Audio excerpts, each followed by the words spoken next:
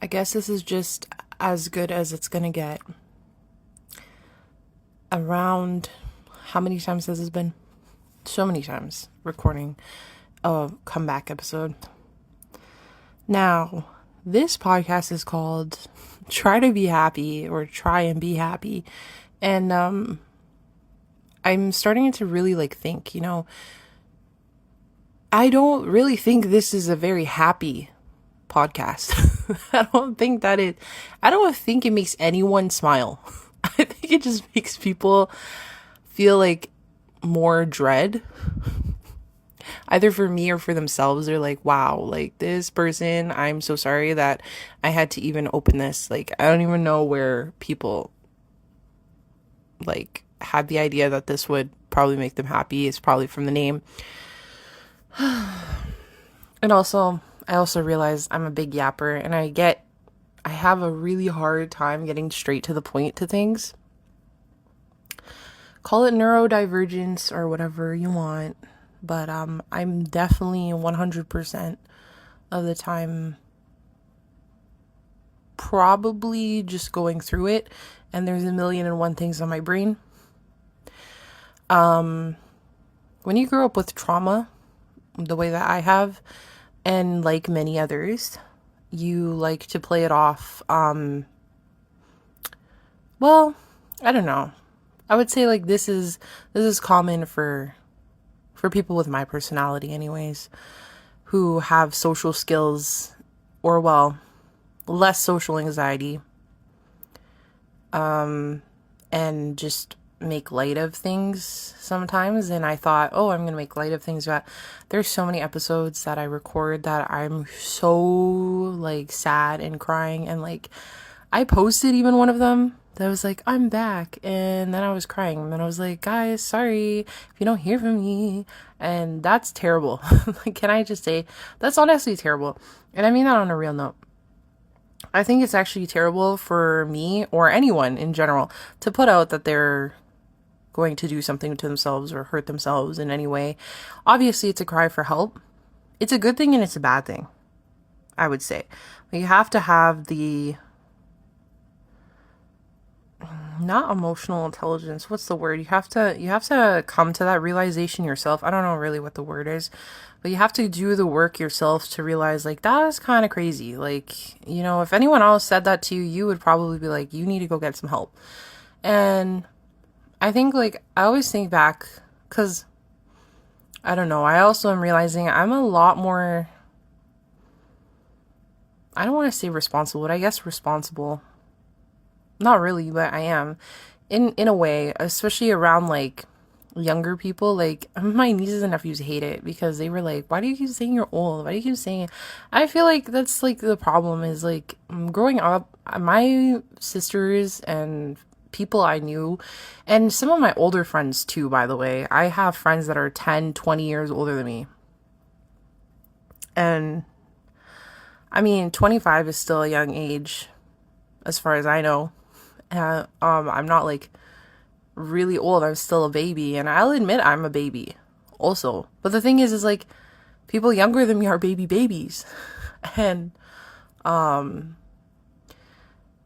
for me growing up, it was really hard to just, kind of vent or feel comfortable around people who are older than me, because I felt like I had to be like them, because they always would tease or make fun of things, or be like, oh, you guys are too young to know this, or you guys don't you're too you don't take care of yourself enough. When you get to my age, you'll be able to do that. And they always say all this kind of stuff to me, and some of it really highly inappropriate, very inappropriate, especially about the sexual conversations. I'm like, girl, you are 25, why are you talking to me about PPs and kiwis and all this stuff? And I was like, girl, what the heck? I mean, I don't mind the odd joke, okay? Let's be clear here, okay? I don't mind the odd joke, because when I was 13, I did know a lot of stuff. Unfortunately, I did. The boys in my class, they would not stop. They were relentless. I remember in grade 2 about learning what a vibrator was, okay? I didn't even know what a PP looked like until I was probably 13, by the way. And So I was sheltered, but not really. Like, I was learning all these, like, zinger words or whatever, buzzwords.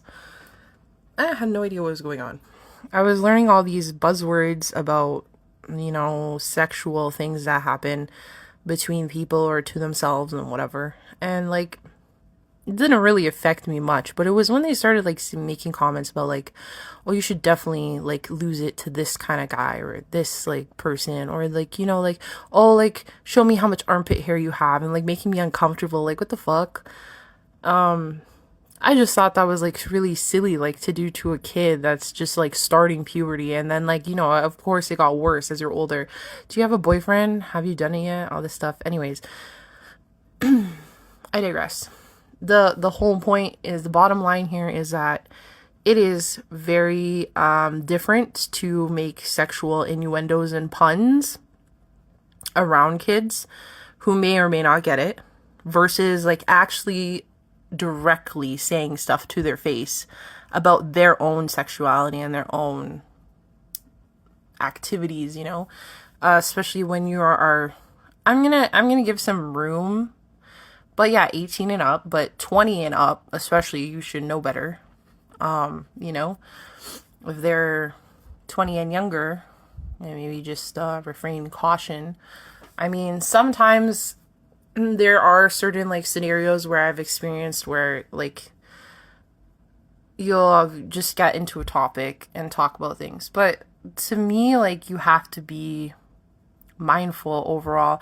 And I think that's the issue with just being this quote unquote adult in your 20s, is like you have to be mindful of so much. The older people above you, the people your age who are probably either skyrocketing and living their best lives, or people who are, struggling like you are.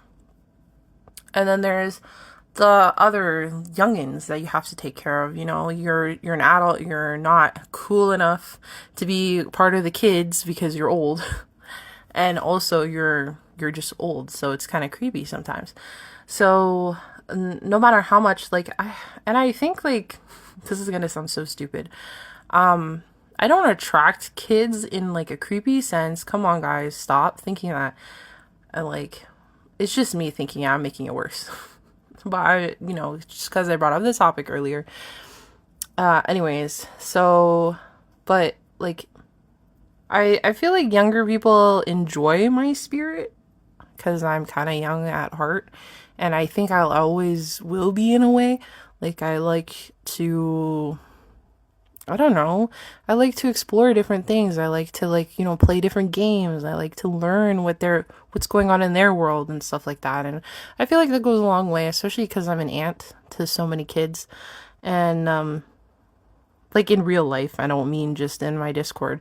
I mean in real life. And like, sometimes they'll say like crazy things to me, and I'll be like, where the frick did you learn that from? Where the heck did you learn that from? And I know, like, the other day I had to scold one of them, like, she did something really awful in front of me, and I was like, what the hell? You don't ever touch someone like that ever again in front of me. Almost beat her. And I don't want to hit kids, and I never felt the urge, especially in my 20s. I thought when I was younger, because I was so used to getting hit myself, that I would be that kind of adult. But I've learned a lot of therapy has helped me actually curb my anger. When they're doing things, I usually am just kind of disappointed. I know that's probably worse. And that's just a joke, but people always say disappointment is probably worse than getting a beating. But yeah, I get disappointed a lot by the things that I'm hearing anyways. And kids, they want to be, again, I'm not a parent, but I'm an aunt, and they want to be like the older people because they see this is cool. It looks like freedom to them. It looks like you don't have a bedtime. You don't have a curfew. You don't have to like report to anyone where you're going. You don't have to like, dress a certain way just because you live in someone's house, or eat a certain way. And you can kind of, I don't know, look more cool because you've quote unquote found yourself and you have like an aesthetic to you and stuff like that. And I don't think that I have this, by the way. I don't think I have a specific aesthetic. I think I have a very I don't know, it's very entertaining because like I'm an adult that you can tease, that you can make fun of, and like, you know, you can like, I'm not so serious about every subject, but like I'm serious enough that I feel like I get respect also, if that makes sense. I don't know. Obviously everyone has their flaws and I'm not everyone's cup of tea, but I'm just saying, like, I think I do pretty well around, like, you know, like the 13-year-olds. Like, I think that they appreciate my honesty, also on certain topics that interest them, you know, like sometimes talking about gender and sexuality. And I know this is going to get political for some people, but I think it's important. You need to really talk about sometimes things to an older person, not your parents sometimes, because they might be homophobic. And it's not like we're talking about things that are like gross. You know, I'm not asking them anything invasive the way that I was asked when I was a kid. And I'm not making fun of them and calling them gay or like whatever, like as a rude thing. They're either coming out to me or telling me stuff. And I've actually had like, I think 3 or 4 people come out to me in the last few years and said, like, you know, I have a lot more confidence now to kind of like just say stuff. I don't know where they get it. maybe I don't know. I have that LGBTQ touch. I don't know what the heck.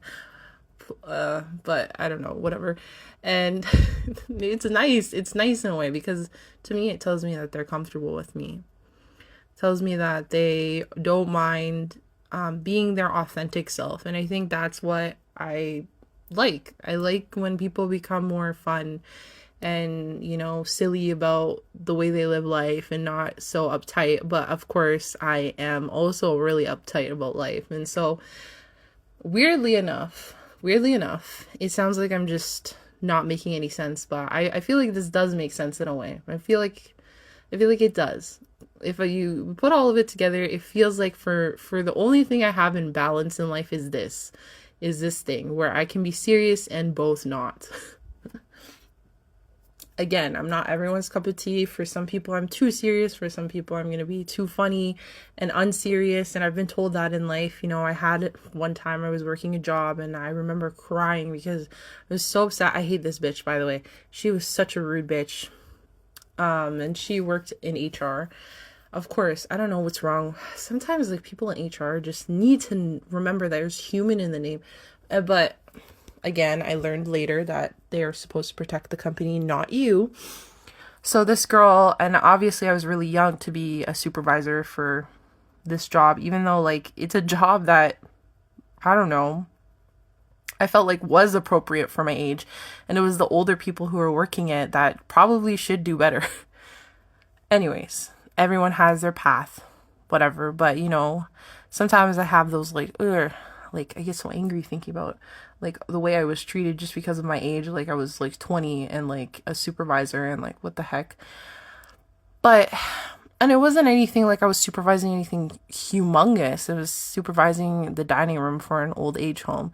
And I remember I came in for my birthday. I was already sad. I hate my birthday. And then this girl calls me into the office and she said, "Did you submit something?" And I said, "No, I forgot to submit it." And I forgot what it was exactly that I forgot to submit. I think it was maybe like I'm not sure, a census or something. I'm not quite sure what it was. I don't think it was a census because that's a bigger deal. I think it was something else. It was like oh man, it was something else. I forgot, like a list or something for something different. Because I think it was like a Christmas event, so she wanted me to send a list for a Christmas event and get names for a sign-up sheet. I didn't think it was that big of a deal because it was 7 a.m. and like I'm pretty sure there was enough time. But she wanted it on her desk at like 7 a.m. exactly. And I also can't remember the details of it, but essentially she was mad about some paper I didn't like submit to her that night when I was closing, and For whatever reason, I didn't do it. And usually I tend to be the most on top because I was the most versed in technology at this job.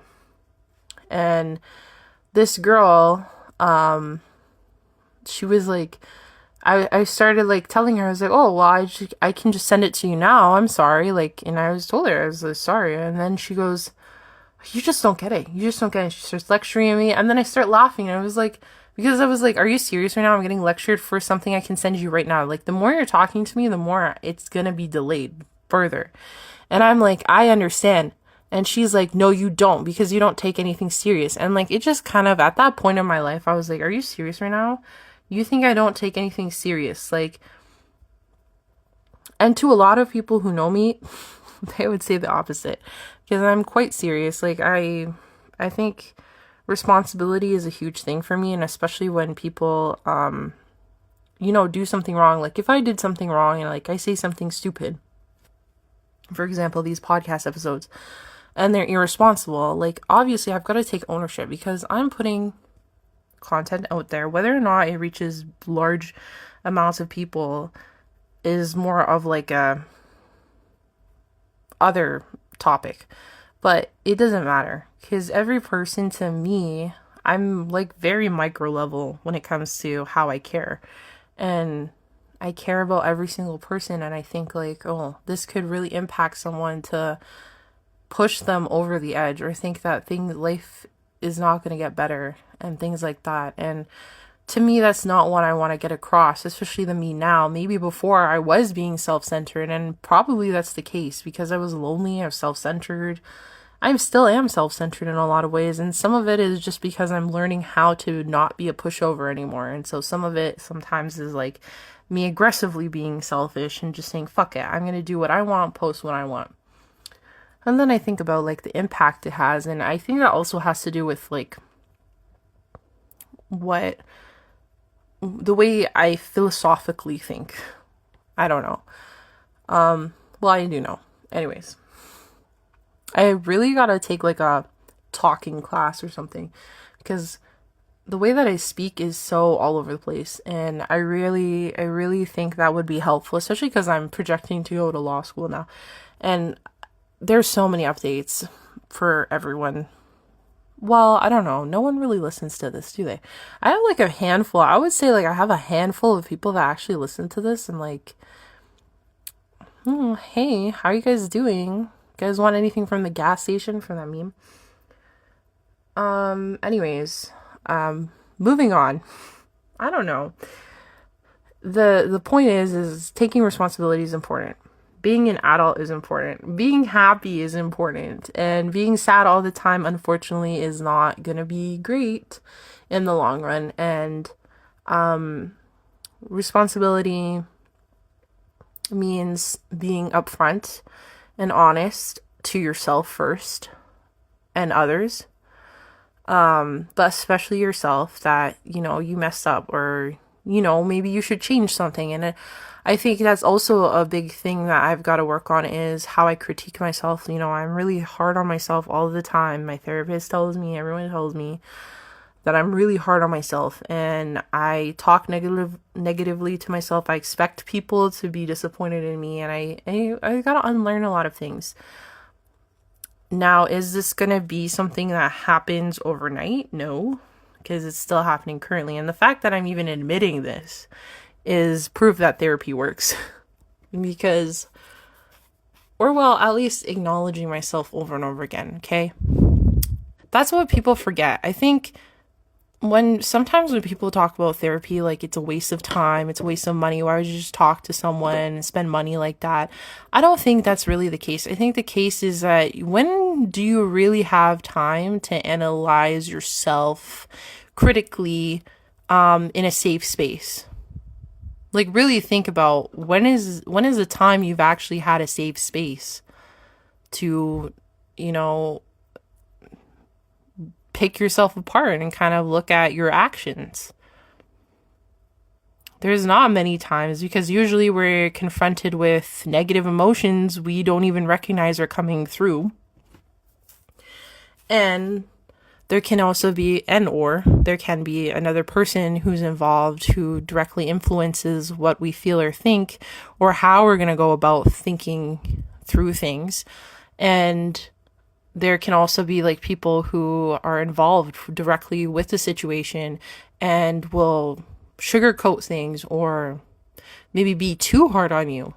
And it's good to have objectivity in your life. And I feel like that's really important. And it's always going to be important, especially if you want to coexist with people.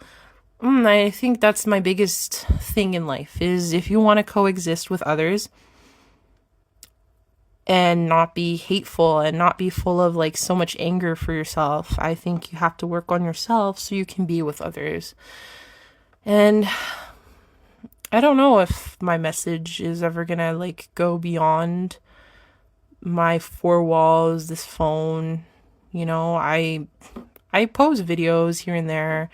I'm experimenting right now. I'm in an experimental phase where I'm like, okay, what is my editing style? Like, what do I want to put out? Do I want to put out like aesthetic videos? Do I want to put out like fashion videos? Do I want to put out music? Do I want to put out scenarios? Definitely not acting though. That one's not my cup of tea. Do I want to just make memes? Do I want to just be a drawing person? And I think the main thing that I'm noticing is definitely I don't want to be stuck to one niche and whatever. I want to do a bunch of stuff and experiment with lots of things, and I think that's just who I am, and I have to embrace it. And I've also got to figure out a way to make money through it. Money is a touchy subject for me. It really is. And it gives me a lot of anxiety. Like today I had like so much stomach cramps just going to the bank today, and wasn't doing anything significant, just trying to get a loan.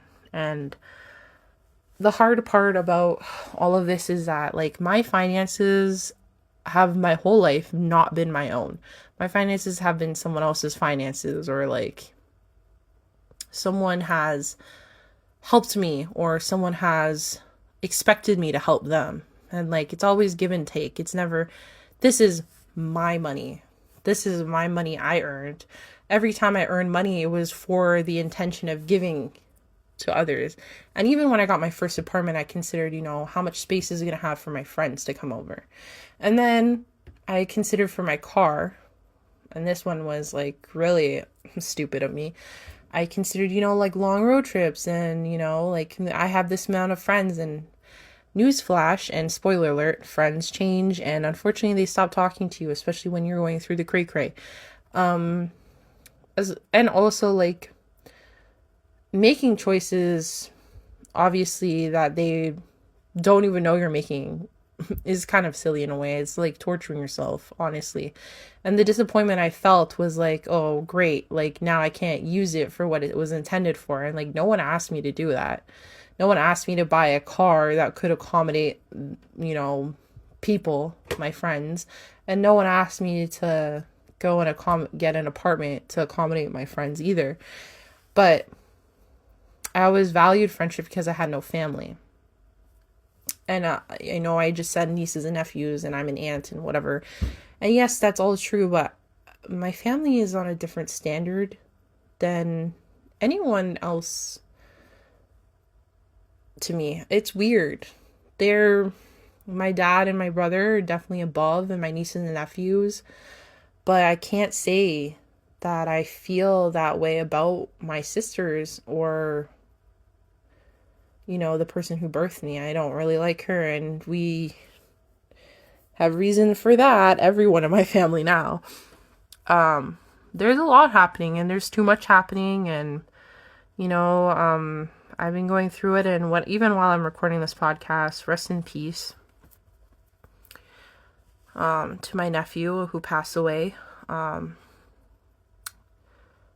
the beginning of February. But we're trying to be strong, and I've always hated that. I hate when people call me like, you got to be strong and stuff, but like it's hard to be strong in the face of a family that only uses the name family. that's all they are. They just haven't been a safe space for me. They haven't treated me like I am their family or my expectations.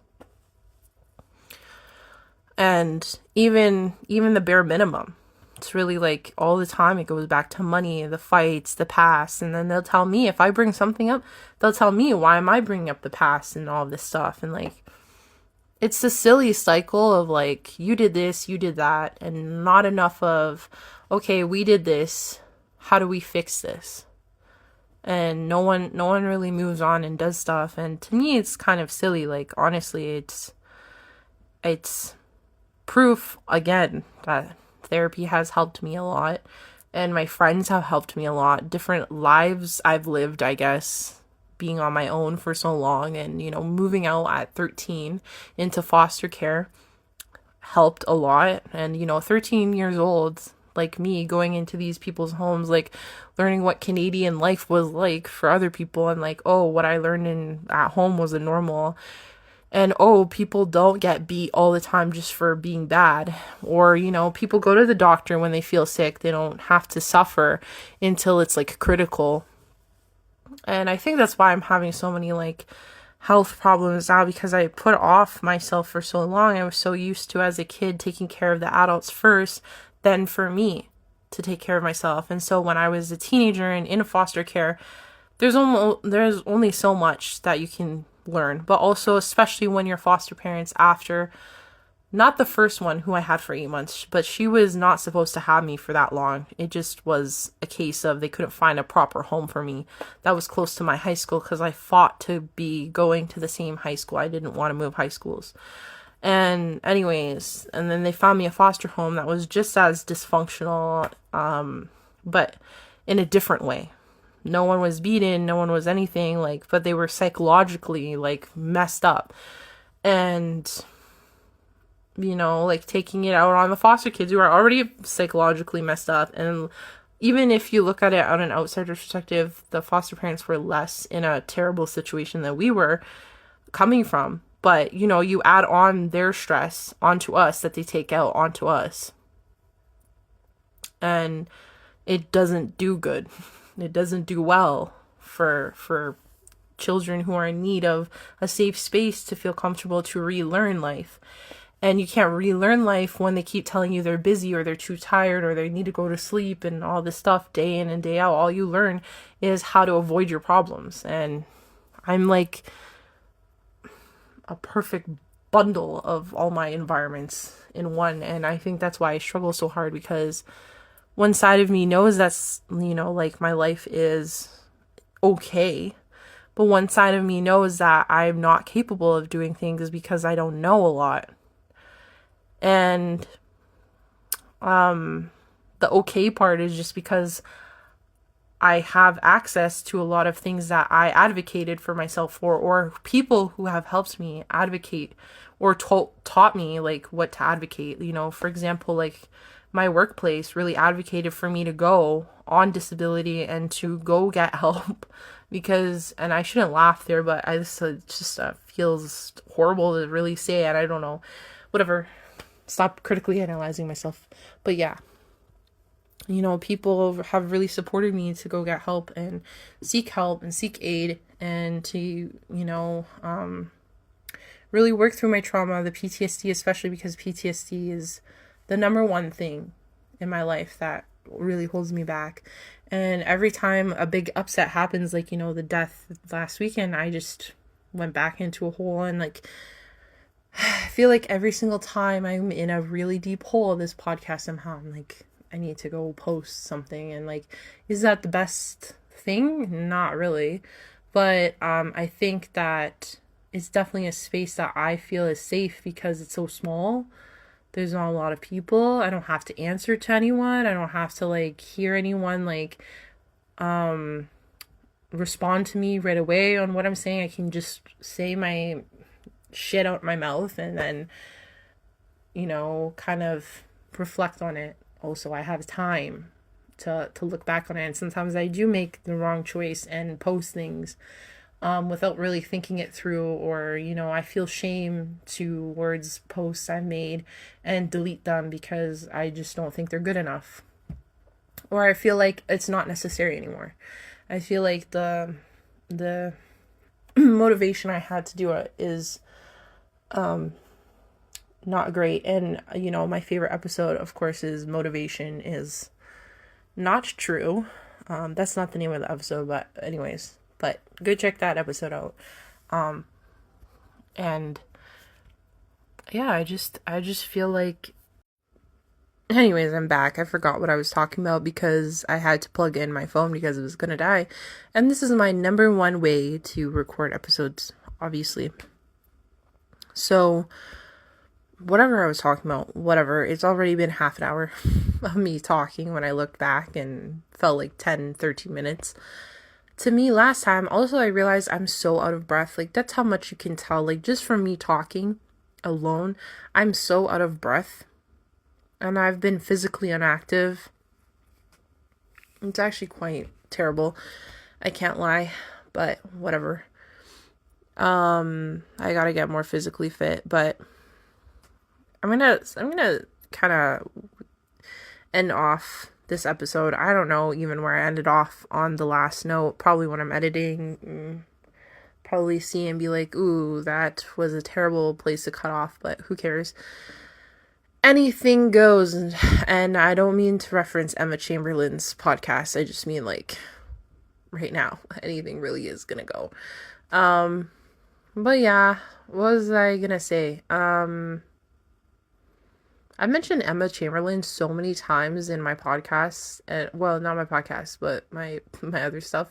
It's so funny. I love her so much. I think the next episode is going to be about jealousy, which is a great segue, I guess.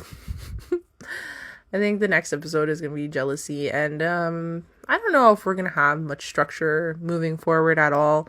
And really, like, I always give these little updates. Oh, this is how the podcast is going to be. Honestly, just think I'm a big fat liar. And I do think the next episode is going to be about jealousy. I have some topics to talk about.